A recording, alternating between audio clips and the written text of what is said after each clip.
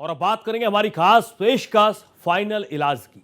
दरअसल रूस ने यूक्रेन पर 3.5 वर्षों के युद्ध का सबसे बड़ा हवाई हमला किया है, जिसमें 800 से ज्यादा ड्रोन और मिसाइलों का इस्तेमाल किया गया। कीव में सरकारी प्रशासनिक भवन को निशाना बनाया गया, जिसे सबसे सुरक्षित माना जाता है।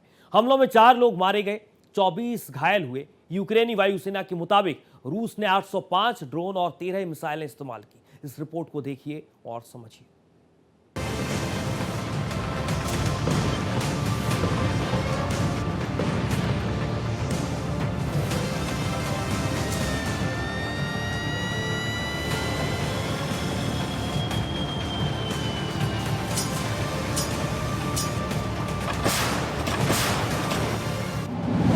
रूस का भीषण हमला।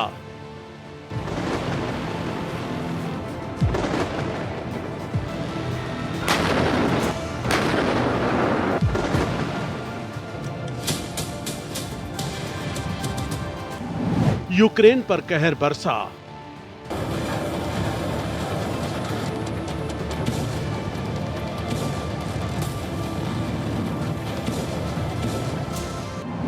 आठ 805 ड्रोन, 13 मिसाइलें दागी।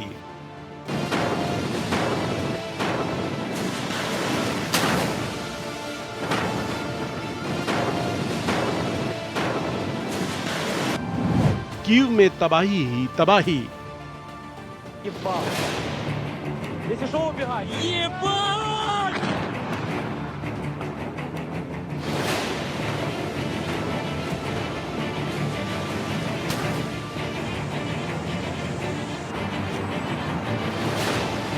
यूक्रेन की राजधानी कीव एक बार फिर रूस के भारी हवाई हमलों से दहल उठी। पुतिन के ड्रोन और मिसाइलों की बरसात ने कई इलाकों को तबाह कर दिया। इस दौरान एक शिशु समेत 3 लोगों की मौत हो गई, जबकि 18 लोग घायल हो गए।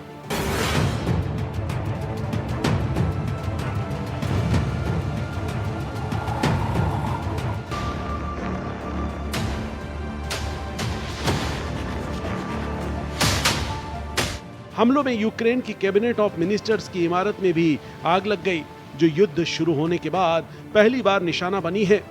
सरकार की ओर से जारी बयान में बताया गया कि इमारत की ऊपरी मंजिलें और छत बुरी तरह क्षतिग्रस्त हुई हैं।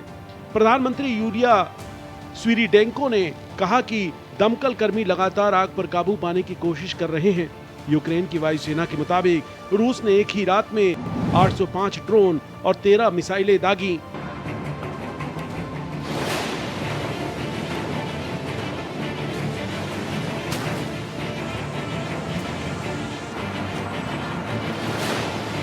पुतिन नहीं चाहते कि ये युद्ध का कोई डिप्लोमेटिक समाधान निकले। वो साफ तौर पे चाहते हैं कि किसी हालत में भी, वो जानते हैं कि जेलेंस्की उनकी शर्तें नहीं मानेगा और किसी भी हालत में अपनी सॉवरेनिटी को या टेरिटोरियल इंटीग्रिटी को कॉम्प्रोमाइज नहीं करेगा। वो यूक्रेन के 5 हिस्सों के ऊपर कह रहे हैं कि उनका कब्जा होना चाहिए। जहां उन्होंने रेफरेंडम किया, रेफरेंडम के बाद में आर्टिफिशियली उनको अपने साथ जोड़ लिया, उसमें से सिर्फ क्रीमिया को छोड़ के बाकी 4 इलाकों में से अभी तक रूस का पूरी तरह से कब्जा नहीं है। खास बात यह है कि जिस इलाके में ये सरकारी भवन स्थित है, उसे कीव का सबसे सुरक्षित इलाका माना जाता है और अमेरिकी डिफेंस सिस्टमों को तैनात कर वहां की सुरक्षा की जा रही है। ये एक रात में अब तक का सबसे बड़ा हमला है। इनमें से कई ड्रोन राजधानी पर गिरे और आगजनी का कारण बने। कीव के मेयर विताली क्लिचको ने टेलीग्राम पर जानकारी दी कि ड्रोन हमले में शिशु और एक युवती की मौत हुई, जबकि 5 घायलों में एक गर्भवती महिला भी शामिल है। एक अन्य घटना में डर्नित्स्की जिले में बम शेल्टर में छिपी एक बुजुर्ग महिला की मौत हो गई। वहीं रूस के हमलों की बौछार में यूक्रेन के डर्नित्स्की इलाके की एक 4 मंजिला इमारत का बड़ा हिस्सा ढह गया। स्वियातोशिंस्की जिले की 9 मंजिला इमारत के कई फ्लोर तबाह हो गए। मलबे से गिरी आग की लपटों ने 16 मंजिला अपार्टमेंट समेत कई इमारतों को जला डाला। कई इमारतों से धुआं उठता और दीवारें टूटी दिखाई दी। कीव की मिलिट्री प्रशासन के प्रमुख तिमूर त्यांचको ने आरोप लगाया कि रूस जानबूझकर नागरिक ठिकानों पर निशाना बना रहा है। मध्य यूक्रेन के क्रेमेंचुक शहर में दर्जनों धमाकों से कई इलाकों की बिजली गुल हो गई।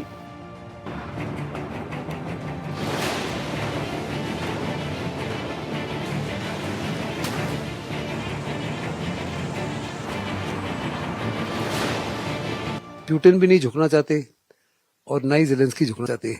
ये उन्होंने पहली बारी की कि जो गवर्नमेंट बिल्डिंग है उसके ऊपर हमला किया है 805 ड्रोन के माध्यम से और 13 मिसाइल के माध्यम से। ड्रोन जेलेंस्की का कहना है कि उसमें से तकरीबन 750 के करीब ड्रोन जो है उनको मार गिराया, लेकिन उसके बावजूद भी 4 लोगों की मृत्यु हो गई और कुछ लोग जो गंभीर रूप से घायल हुए। इस हमले को देखकर अमेरिका और यूरोपियन यूनियन दोनों बड़े चिंतित हैं। जेलेंस्की ने हमलों को रोकने के लिए दुनिया से मदद मांगी। वहीं रूस के रक्षा मंत्रालय ने कहा कि उसने यूक्रेन और सैन्य औद्योगिक परिसर और परिवहन बुनियादी ढांचे पर हमले किए हैं, जिससे हथियारों और सैन्य उपकरणों के गोदामों को नुकसान पहुंचा है। रूसी हमले के जवाब में यूक्रेन ने भी रूस की ऑयल पाइपलाइन को निशाना बनाया है। यूक्रेन की ड्रोन फोर्स के कमांडर रॉबर्ट ब्रोवडी ने कहा, रूस के ब्रायंस्क एरिया में द्रुजबा ऑयल पाइपलाइन पर हमला किया गया, जिसमें भारी नुकसान हुआ है। द्रुजबा पाइपलाइन पर अटैक से हंगरी और स्लोवाकिया से मिलने वाली रूसी तेल की सप्लाई प्रभावित हुई है, जो 2022 के हमले के बाद अन्य यूरोपीय देशों की तरफ से रिश्ते खत्म करने के बाद भी रूस से अपनी ऊर्जा जरूरतें पूरी कर रहे हैं।